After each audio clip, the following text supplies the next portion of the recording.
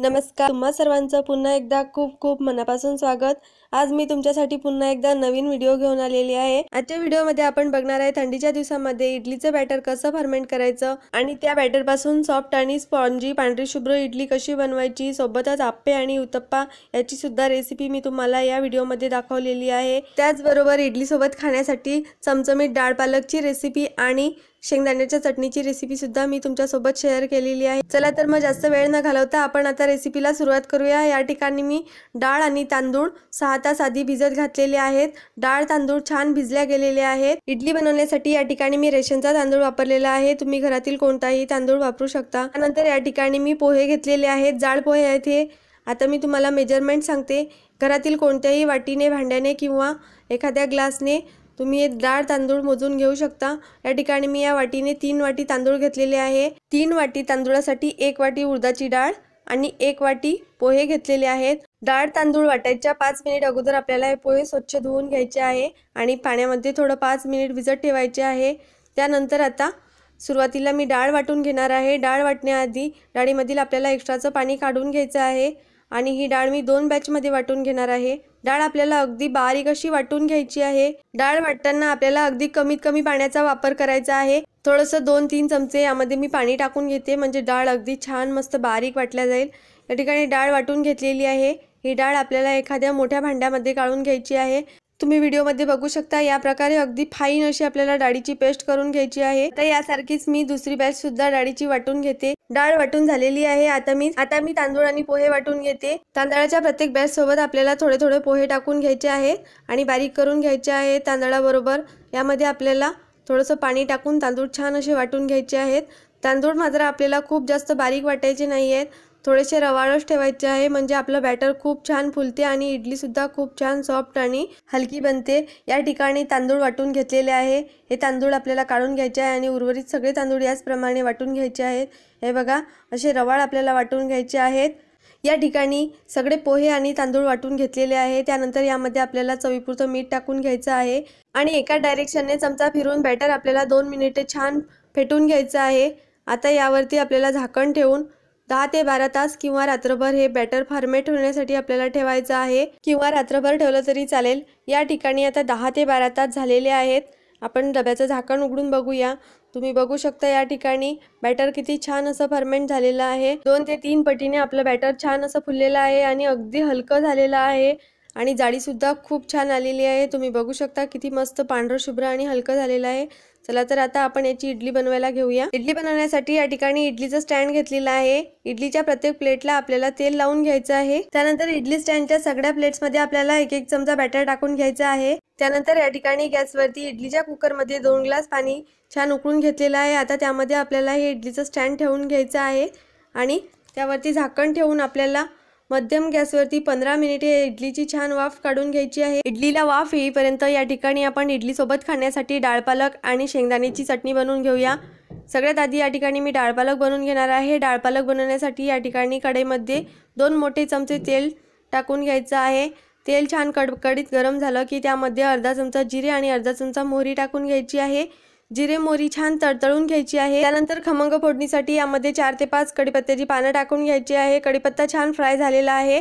आता एक बारीक चिरलेला कांदा तेलामध्ये टाकायचा आहे आणि हलकासा गुलाबी होईपर्यंत आपल्याला तेलामध्ये छान परतून घ्यायचा आहे। कांदा परतून झालेला आहे। आता त्यामध्ये आपल्याला एक बारीक चिरलेला टोमॅटो टाकायचा आहे आणि टोमॅटो सुद्धा तेलामध्ये छान परतून घ्यायचा आहे। टोमॅटो लवकर शिजण्यासाठी यामध्ये आपल्याला चवीपुरतं मीठ आणि पाव चमचा हळद टाकून घ्यायची आहे आणि टोमॅटो स्मॅश होईपर्यंत आपल्याला तेलामध्ये परतून घ्यायचा आहे। या ठिकाणी टोमॅटो छान शिजला गेलेला आहे। तर तेलामध्ये एक लाल मिरची टाकून घेतलेली आहे। मिरची सुद्धा आपल्याला छान फ्राय करून घ्यायची आहे। 150 ग्रॅम पालक घेतलेला आहे। या ठिकाणी स्वच्छ धुवून आणि बारीक कापून तो पालक सुद्धा आपल्याला फोडणीमध्ये टाकायचा आहे आणि छान परतून घ्यायचा आहे। त्यानंतर यावरती आपल्याला झाकण ठेवून 2 मिनिटे पालकाची वाफ काढून पालक छान शिजवून घ्यायचा आहे। 2 मिनिटे पालकाची वाफ काढल्यानंतर तुम्ही बघू शकता पालक छान शिजलेला आहे। आता यामध्ये आलं लसूण आणि कोथिंबीरची पेस्ट टाकून घ्यायची आहे। 5 ते 6 लसणाच्या पाकळ्या, थोडासा कोथिंबीर आणि 1 इंच आलाचा तुकडा मी मिक्सरमध्ये फिरवून घेतलेला आहे। आता तो सुद्धा आपल्याला छान फ्राय करून घ्यायचा आहे पालकाबरोबर। त्यानंतर यामध्ये आता सुके मसाले टाकून घ्यायचे आहेत। सुके मसाल्यांमध्ये या ठिकाणी 1 चमचा गरम मसाला, 1 चमचा लाल तिखट, 1 चमचा धने पावडर आणि अर्धा चमचा कांदा लसूण मसाला टाकून घेतलेला आहे। मसाले आपल्याला छान परतून घ्यायचे आहेत फोडणीमध्ये। त्यानंतर यामध्ये आपल्याला शिजून घेतलेली तुरीची डाळ टाकून घ्यायची आहे। या ठिकाणी 1 वाटी तुरीची डाळ मी 2 वाट्या पाणी टाकून आणि 5 शिट्या करून घेतलेल्या आहे। छान लोण्यासारखी डाळ शिजून घेतलेली आहे। त्यानंतर यामध्ये आवश्यकतेनुसार पाणी टाकून घ्यायचं आहे आणि कढईवरती झाकण ठेवून मध्यम गॅसवरती याची 2 ते 3 मिनिट छान अशी उकळी काढून घ्यायची आहे। 3 मिनिट झालेले आहेत। तुम्ही बघू शकता मस्त चमचमीत आणि चटपटीत अशी आपली डाळ पालकची रेसिपी बनवून तयार झालेली आहे। इडली सोबत जर सांबार बनवण्यासाठी आपल्याकडे साहित्य नसेल तर या प्रकारे डाळ पालक नक्की बनवून बघा। खूप छान कॉम्बिनेशन आहे डाळ पालक आणि इडली। आता यामध्ये थोडासा कोथिंबीर टाकून गॅस बंद करून घ्यायचा आहे। त्यानंतर आपण शेंगदाण्याची चटणी बनवून घेऊया। चटणी बनवण्यासाठी या ठिकाणी अर्धी वाटी शेंगदाणे मी पॅन मध्ये टाकून घेतलेले आहे। शेंगदाण्यावरती हलकेसे काळे डाग येईपर्यंत आपल्याला शेंगदाणे छान भाजून घ्यायचे आहे। त्यानंतर 2 मिरच्या आणि 1 लसूणची पाकळी घेतलेली आहे, थोडासा कोथिंबीर घेतलेला आहे।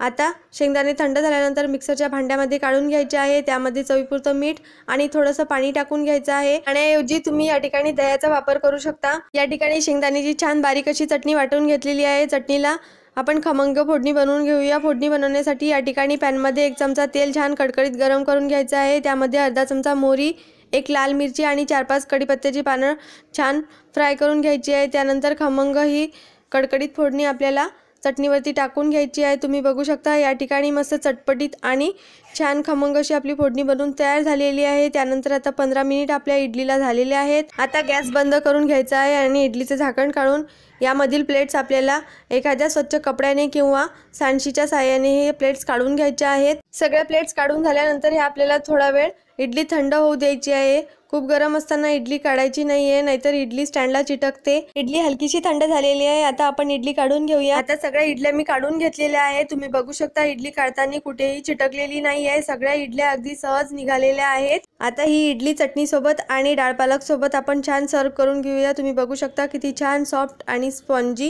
तसेच पांढरी शुभ्र आणि खूप छान मस्त जाळीदार सुद्धा झालेली आहे। तुम्ही सुद्धा माझ्या या पद्धतीने एकदा इडली नक्की बनवून बघा आणि मला कमेंट्स करून सांगा की आजची इडलीची रेसिपी तुम्हाला कशी वाटली। चला तर मग आता त्याच बॅटरपासून आपण छान उत्तप्पा बनवूया। उत्तप्पा बनवण्यासाठी या ठिकाणी मी गॅसवरती तवा गरम करून घेतलेला आहे। तव्याला आपल्याला छान तेल लावून घ्यायचं आहे। या ठिकाणी मी नॉनस्टिकच्या तव्याचा वापर न करता ॲल्युमिनियमच्या तव्यावरच उत्तप्पा बनवून घेत आहे। तव्याला तेल लावून घेतल्यानंतर आपल्याला यावरती 2 चमचे बॅटर टाकून घ्यायचं आहे आणि बॅटर चमच्याने गोल गोल फिरवत छान एकसारखा उत्तप्पा आपल्याला पसरून घ्यायचा आहे। त्यानंतर यावरती बारीक चिरलेला टोमॅटो टाकून घ्यायचा आहे, बारीक चिरलेला कांदा टाकून घ्यायचा आहे, हिरवी मिरची आणि कोथिंबीरने छान उत्तप्प्याला गार्निश करून घ्यायचा आहे। त्यानंतर यावरती अर्धा चमचा तेल टाकून झाकण ठेवून घ्यायचं आहे आणि 2 मिनिटे उत्तप्प्याची छान वाफ काढून घ्यायची आहे। उत्तप्पा बनवताना आपल्याला गॅस मंद ठेवायचा आहे आणि मंद गॅसवरतीच आपल्याला पूर्ण उत्तप्पा बनवून घ्यायचा आहे। 2 मिनिटे झालेले आहेत। आता मी झाकण काढून घेतलेलं आहे।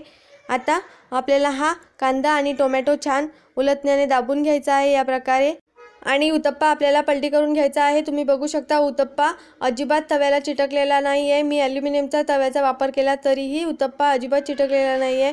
प्रमाण जर आपलं योग्य असलं तर आपला इडली किंवा उत्तप्पा अजिबात चिटकत नाही। त्यानंतर उत्तप्पा आपल्याला पलटी करून दुसऱ्या बाजूने सुद्धा छान खरपूस असा भाजून घ्यायचा आहे। पलटी केल्यानंतर आपल्याला थोडंसं पाव चमचा तेल वरून लावून घ्यायचं आहे आणि मस्त तुम्ही बघू शकता खूप छान जाळीदार आणि स्पॉन्जी असा उत्तप्पा बनवून तयार झालेला आहे। आता हा उत्तप्पा आपण शेंगदाण्याच्या चटणी बरोबर किंवा सांबाराबरोबर खाऊ शकतो।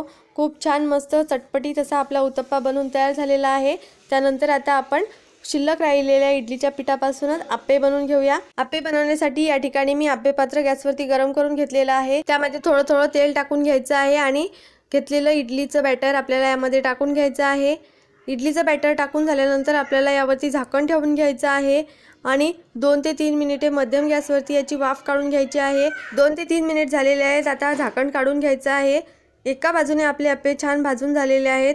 आता आप्पे छान आपल्याला पलटून घ्यायचे आहे आणि दुसऱ्या बाजूने सुद्धा मस्त खरपूस असे भाजून घ्यायचे आहे। दोन्ही बाजूने आप्पे छान खरपूस असे भाजून झालेले आहेत। आता हे आप्पे आपल्याला शेंगदाण्याच्या चटणीबरोबर छान सर्व करून घ्यायचे आहेत। चला तर मग तुम्हाला आजच्या माझ्या रेसिपीज कशा वाटल्या हे मला कमेंट्स करून नक्की सांगा। रेसिपी आवडल्या असतील तर व्हिडिओला लाईक करा, शेअर करा आणि चॅनलला सबस्क्राईब करा। भेटूया परत अशाच नवनवीन रेसिपींसोबत। धन्यवाद।